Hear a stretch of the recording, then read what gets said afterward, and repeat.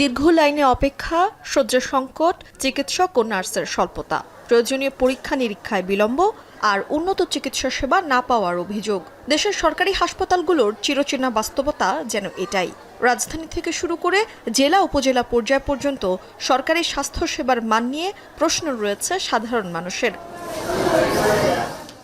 স্বাস্থ্য খাতকে আরও শক্তিশালী করতে 2025-26 অর্থ বছরের সংশোধিত বাজেটের প্রায় দ্বিগুণ বাড়িয়ে 2026-27 অর্থ বছরে ৬৯,৪০৯ কোটি টাকা বরাদ্দ দিয়েছে সরকার। তবে স্বাধীনতার 53 বছর পরও জাতিকে উন্নত দেশের মতো চিকিৎসা সেবা দিতে না পারা দুঃখজনক বলে মন্তব্য করেন স্বাস্থ্যমন্ত্রী।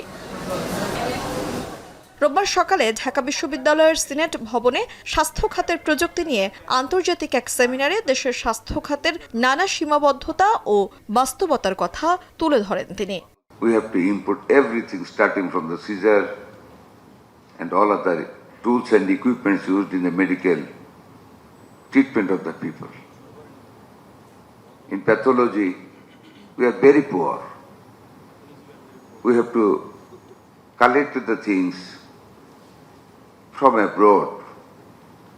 That is not a desirable thing for us, for our economy, after 53 years of long time.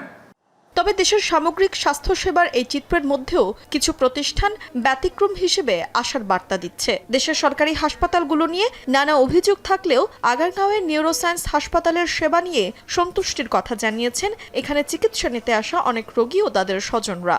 চিকিৎসার জন্য আসছি, এখানে কোনো দালাল নেই, যা কিছু আছে আমরা সম্পূর্ণ টিকিটের মাধ্যমে সরাসরি স্যারের সাথে কথা সেবা নিচ্ছি। ডক্টরের যে ডিউটিটা ওনারা একদম টাইম টু টাইম, ইমার্জেন্সি কিছু হলে এরা খুবই তাড়াতাড়ি রেসপন্স করে, এটা ভালো লেগেছে। রোগীর তুলনায় যদি বেডটা একটু বাড়ানো যেত তাহলে ভালো হতো, আর আইসিইউ সেবাটা আর একটু ভালো করা যেতে পারলে ভালো হতো। একই দিন দুপুরে রাজধানীর আগারগাঁওয়ে জাতীয় ইনস্টিটিউট অব নিউরোসায়েন্স ও হাসপাতালের সম্প্রসারিত ভবন পরিদর্শন শেষে আয়োজিত আলোচনা সভায় অংশ নেন স্বাস্থ্যমন্ত্রী। বিশেষজ্ঞ চিকিৎসকদের তত্ত্বাবধান এবং তুলনামূলক দ্রুত সেবা পাওয়ায় এই হাসপাতালের প্রতি মানুষের আস্থা তৈরি হয়েছে বলে জানান তিনি। উন্নত দেশের হাসপাতালগুলি দেখেছি, I must, but I can compare it with the benefits and neatness of any other hospital in the country. গ্রাম অঞ্চলে মানুষের কাছে স্বাস্থ্য সেবা পৌঁছে দেওয়া, তার মানে to take the patients out of the central, মানে ঢাকা থেকে বাইরে বা চিটাগং থেকে বাইরে, অর্থাৎ গ্রাম এলাকায় জনগণের দৌড় করে স্বাস্থ্য সেবাটাকে পৌঁছাতে, that is the disintegration of health services. আগামী 15 আগস্ট নিউরোসায়েন্স হাসপাতালের সম্প্রসারিত ভবনের উদ্বোধন করবেন প্রধানমন্ত্রী তারেক রহমান। তানজিলা খান মিম, এখন, ঢাকা।